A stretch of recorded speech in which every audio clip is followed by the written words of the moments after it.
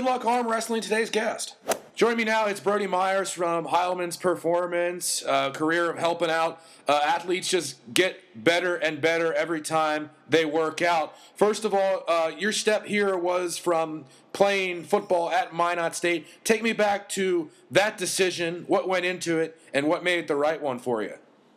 Yep, so in 2012 was my senior year of high school football, and I decided that I wanted to play college football at the next level. The problem was that I went to a small private school in California and didn't get a whole lot of exposure. And so I signed up for this recruiting website. They kind of like analyzed your film and kind of send it out to whoever they think that you would be appropriate for, like your skill level would be appropriate for this level of a team. Mm-hmm. And when they sent it out to the old Minot State staff under Paul Rudolph, their staff looked at my film the most. They brought me out here for an official recruiting visit, and when I came out here, I absolutely loved it, and it also allowed me to do the major that I wanted to pursue, which was athletic training, at the same time of playing football. Both of them are really time intensive, so not a lot of colleges allow you to do both at the same time, and I really felt like this was my best opportunity to both play college football and do what I wanted to do academically. How easy was it to win the Battle of the Big Lake trophy multiple times? Well, with rivalry games, nothing's ever really easy, but it is fond memories to look back on. Winning 3 in a row as an athlete myself, and then coaching for 2 more in a row. Granted, I'm just a get back guy on the sideline, so I didn't do much of the X's and the O's for those 2 as a coach, but it's really special being able to win against your rivals and hoisting that trophy feels really good. You talked a little bit about the school that you went to. Was just curious from your perspective, what was it like growing up down there in Murrieta, California? It was definitely different from being here in Minot. The big thing that was different about California, I mean, obviously, if you want to look at the weather, it's very different. Like being able to train outside all the time is definitely a commodity that is nice. Here in Minot, obviously, you have to be a little bit different with that. But if I'm being honest, I kind of like living in North Dakota more than California, and I know that a lot of people kind of might think that that's a little bit odd. But what I do like about Minot is how friendly it is. In California, it's not that all the time. If people are nice to you, it's kind of they're nice to you just to because that's their job. You know what I mean? Like I can stand in line for in the grocery store here in Minot, and I can have a full-on conversation with the cashier while there's like 5 people behind me that are trying to check their things out. But it's because they're genuinely concerned about like how my day is going. In California, you don't really do that. You just kind of get like a little wave. Hope you have a great day, and that's kind of it. You know what I mean? Mm-hmm. So the landscape of how people act in California and here is very different. One thing that I think definitely helped is just kind of like for me to get here is seeing the amount of talent that there was in Southern California for athletics.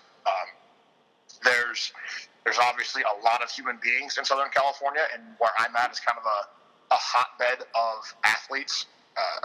One of our most notable for my city specifically is Stuart Cravens, who ended up going to the NFL. He had a decent career before he kind of lost his passion for it. But like seeing all of that drive in that area and being able to see what it takes to play at the next level was definitely something that helped me in my time here in Minot. When I looked up your hometown, I kind of saw how you're pretty much in between the 2 spots. So do you like LA or San Diego better? San Diego guy, even though my Chargers moved to LA, which was a heartbreaking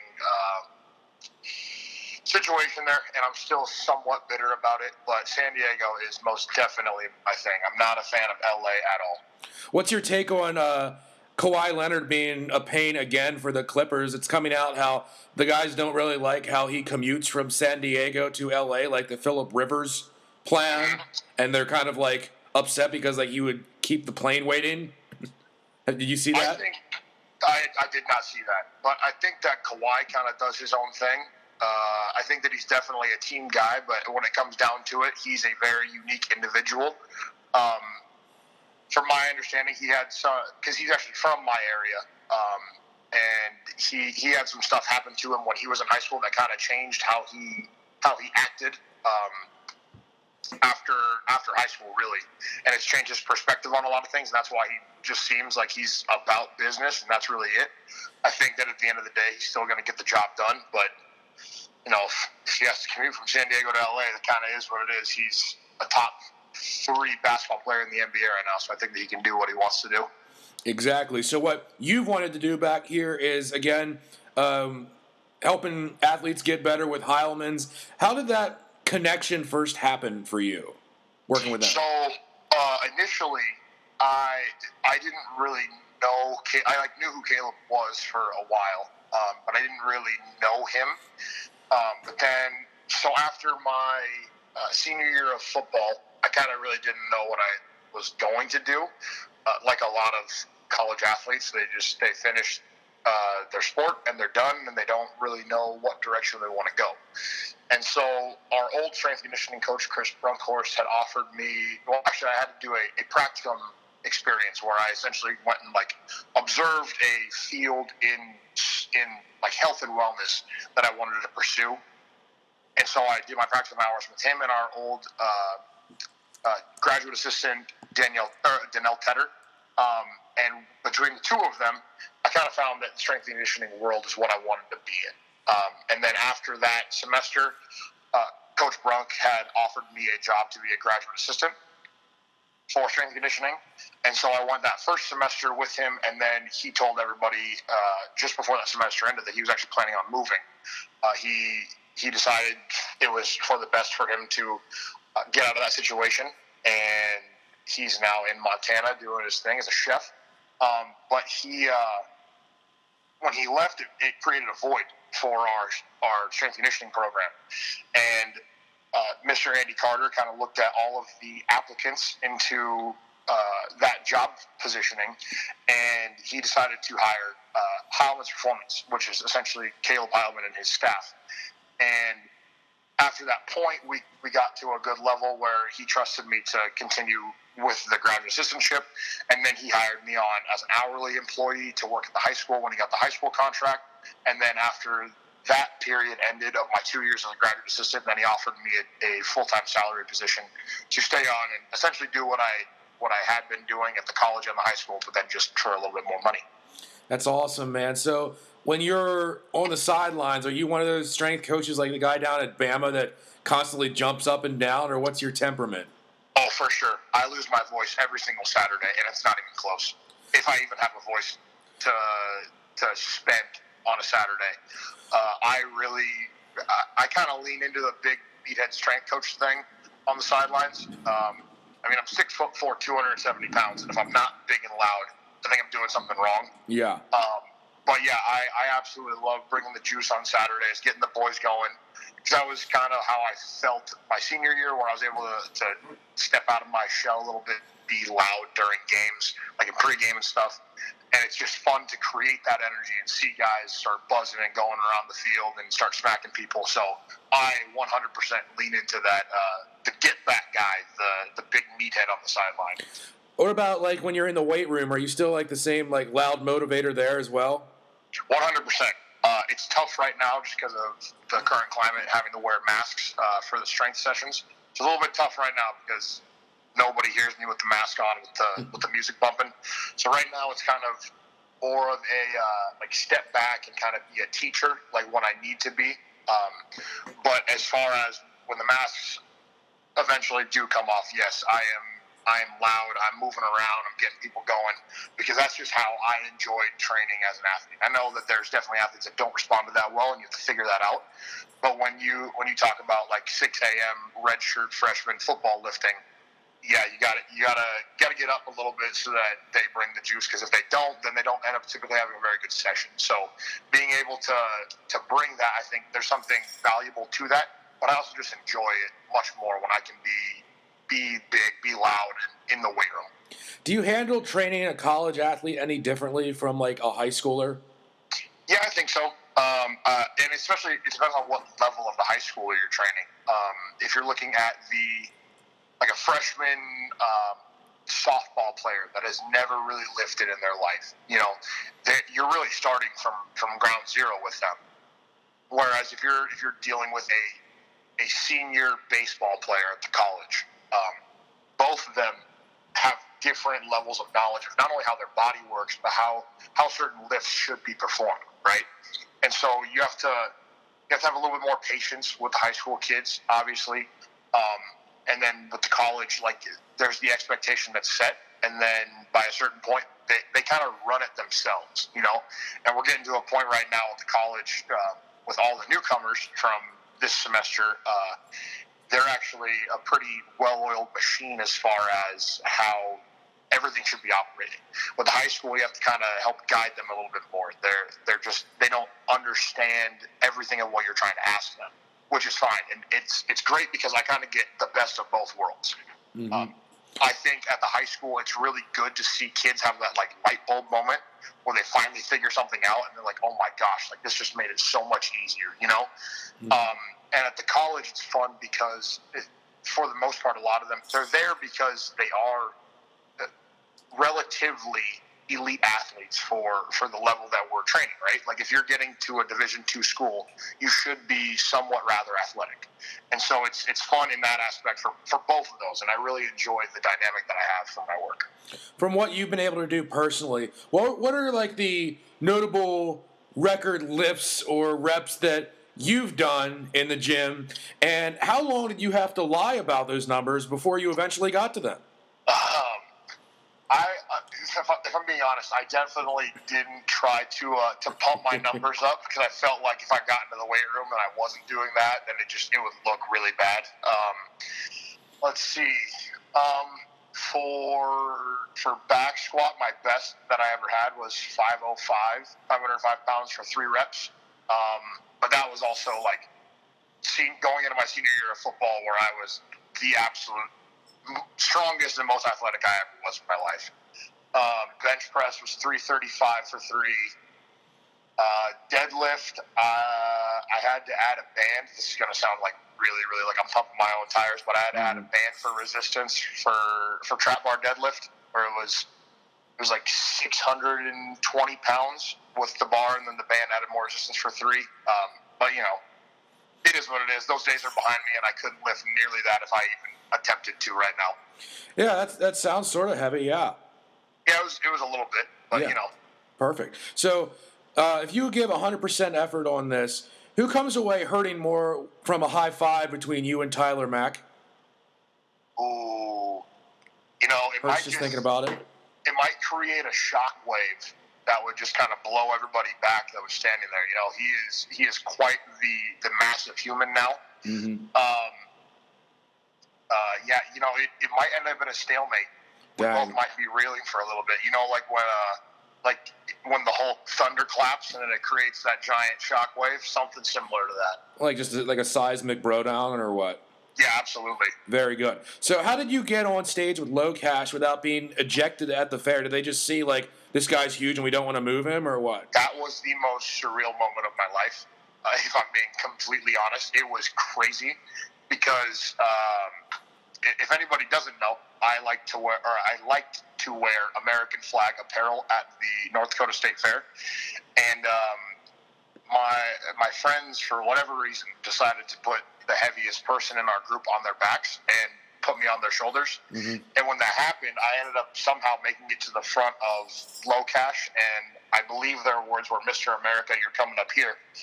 And so they invited me up on stage, and then I got up there and I lost my mind because it was insane. And I think they played "Love This Life" for about 25 minutes. That's what it felt like, at least. Mm-hmm.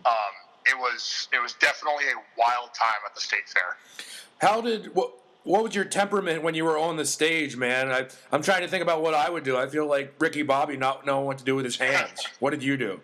It's very similar to how I act in the weight room, where I'm just loud and I'm trying to get people pumped up. I think I paced back and forth quite a few times. I found my friends in the crowd and I pointed at them, and I also lost my mind. Giving the arms waving to pump everybody up. I think the people loved it, so I think it went well. You've got American flag gear to wear, and you've got a ton of ink going on. I don't know if you have it tattooed anywhere. Do you? Do I have one now? The flag tattooed, or do you just wear the shit? On my left shoulder, I have a bald eagle carrying an American flag, and it says "One Nation Under God" underneath it. That sounds pretty American. That's nice. Yeah, just a little bit, yes. If you go all out and have this sleeve that you got, how do you kind of map out and plan the design of it? I really have to give a lot of my credit to my tattoo artist from back home. His name's Matt Laster. He owned a company called Devoted Ink. And I kind of just go to him with ideas, and he really runs away with it. My right arm is rather biblical and trying to piece together some stuff that matters to me from the Bible. And then if I look at my left arm, I've gone a pretty traditional like for country kind of a route. I like my right arm is black and gray, and my left arm is color. And then I still have to finish my left forearm with some sort of piece. But what I want to do is I want to have filling in as a ship and a lion for my family crests from way back from where they originate from, where the Myers last name comes from. Ironically, I'm a white male and I come from Europe, so Wow. Got to incorporate that somehow. Who would have guessed? Yeah, weird. Yeah. So, did you get most of that work done, like, all in one shot over the course of, like, a year? Or have you been back to that same artist a couple times where he's like, sweet, Brody's back again? Yeah, I have been, this has been a process since 2013 of me getting my sleeves done. I try to get as much as possible done because now Matt is he's a missionary in Bulgaria. And so he's only back in my hometown every year and a half. So whenever he's home, I make it a point to for sure go home to first and foremost, see my family. If my parents end up listening to this, I go home to see you first and foremost. And then secondary, I also go home to try to fill up my sleeves. And then, yeah, it's really as much as possible in a session. I got my whole right forearm done, which is David and Goliath and Samson. I got that done in 8 days, and it was 3 different sessions, and it was probably the most miserable tattooing experience I ever had. But, turned out well, so I think it was worth it. Why is that? Anatomically, when you end up getting tattooed over a long period of time, your arm starts to swell, because just how much blood goes into the area trying to relieve the amount of blood that's coming out of it. There's a lot of trauma that's going in when needles are jabbed into your arm or wherever and coming out repeatedly over hours. And so I went on a Monday, and then the following Monday, we thought that was going to be it, and then we had to still finish up that next Tuesday, or the following Tuesday, so like the day afterwards. And because of that, my arm was super swollen. And when you tense up during a tattoo, your body doesn't receive the ink. The needle physically goes in and out, but there's no ink that's left. So there was one portion, like at the very end, when Matt was going in and out, and it just wasn't leaving any ink because my arm was so bloated that it physically just couldn't tattoo anymore. But he got the job done. He did a great job, and it was a tough tattooing experience. Yeah, that'd be tough. Like, for God's sake, I'm going through all this pain, and you mean to tell me it's not working? Yeah, it felt like he was going over the exact same area for about an hour and a half. So brutal. And of course, obviously, I expected whoever tattoos you to be, like the traveling missionary between California and Bulgaria. Like, I completely expected that. Yeah, he definitely does. He does good work. He's a good guy. All right, so from your background that we've talked about, you could definitely have options with what you want to do: athletic training, corporate fitness, sports management, and the like. Do you have any kind of roadmap to where, like, you see yourself maybe, like, in a decade or anything down the road like that? Man, you really did your research. That was good. Yeah. I think for the immediate future, I definitely want to stay here. I do like it here, and I've kind of had this mentality where I want to be a part of Minot State becoming an elite athletic program. We didn't have very much success when I was a college athlete as a football player. specifically in football. There were teams that did succeed. Baseball has been very, very good as of recent. Minot State hockey has been good. Women's hockey has also been good. Basketball has had their moments of definitely being good throughout my time here. If I'm missing anything, I apologize. But from football, we did not succeed to the level that we should have. And I really wanted to be a part of riding the ship and getting every athletic team to really be in that upper echelon of the NSIC. Be like the Mankato. That is, no matter when Mankato plays anybody, everybody knows I got to be on my A game. You know, and so ultimately, that's kind of where I want to bring Minot State. It's obviously not just going to be me, but I want to be a part of that transition where when Minot State comes to town, it's like, oh man, we got Minot, we got to buckle up. You know, that's kind of where I want to be at.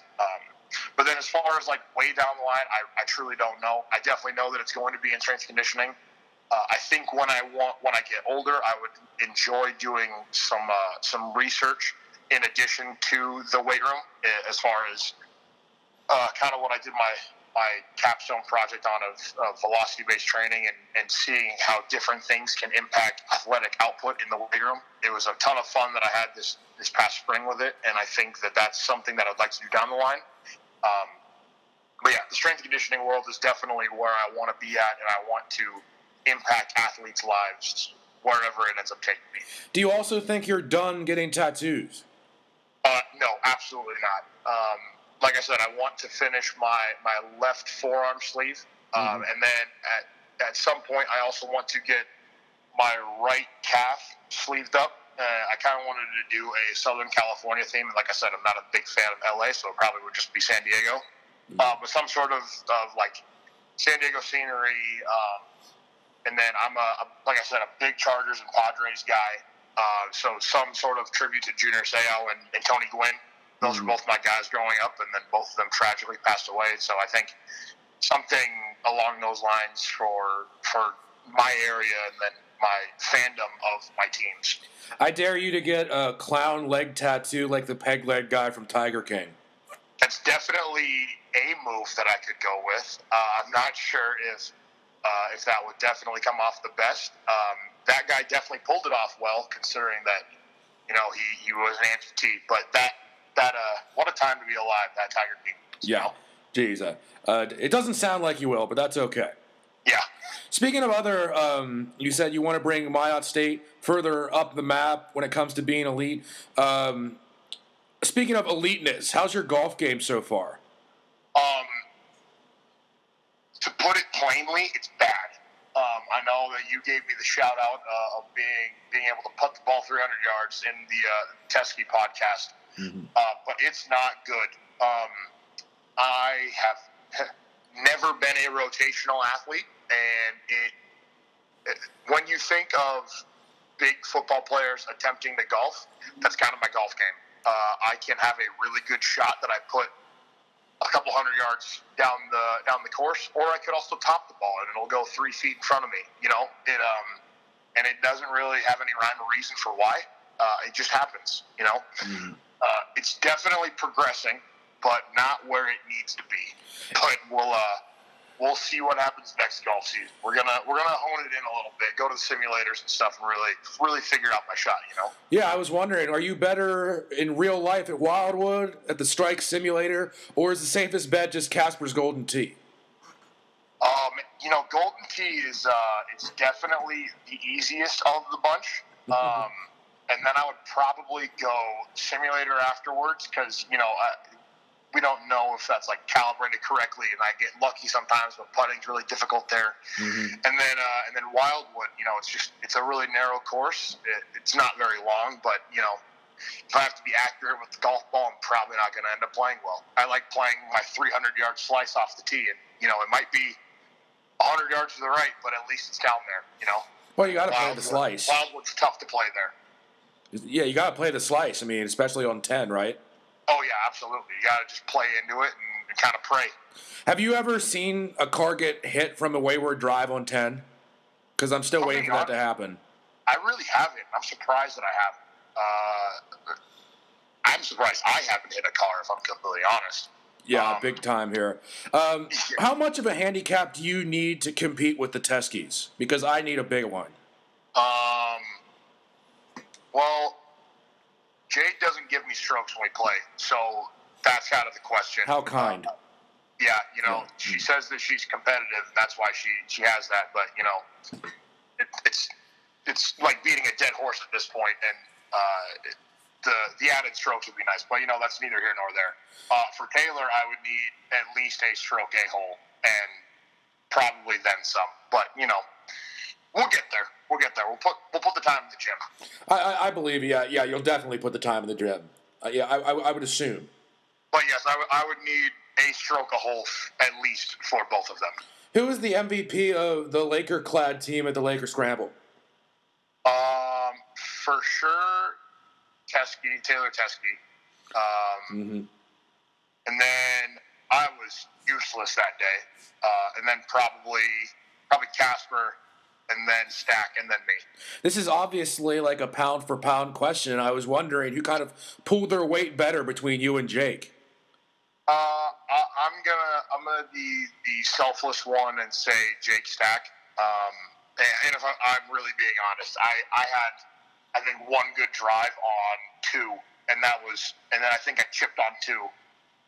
Two was the only good hole that I had in that classic. Other than that, that was about all I did. I think Jake had a few shots that really were clutch for us, and outside of that one hole, I was essentially just dead weight. Yes, the classic. That's what we'll call it, right? The way things went. Yeah, for sure. Absolutely. I think that's a good enough high note for you, right? Yeah. Well, it felt good. It felt good to have that one moment in the bag, but other than that, it was it was just good to be around other people. It was the camaraderie that we were there for. Gotta love it, man. And just Brody, I really appreciate your perspective with like what you've been up to here in Minot during your football career and post career. We had Caleb on once, and it was just great to hear just your addition to what it takes to put the work in and stuff, and how you're able to do it, and what motivates you to still be around sports. Just to really appreciate this perspective, man. Thanks. Yeah, absolutely. I appreciate you for having me on. All right, yeah, that's Brody Myers out of Heilman's Performance Nowadays. And, of course, if I ever start something, back me up, okay, Brody? Absolutely. Thanks, buddy.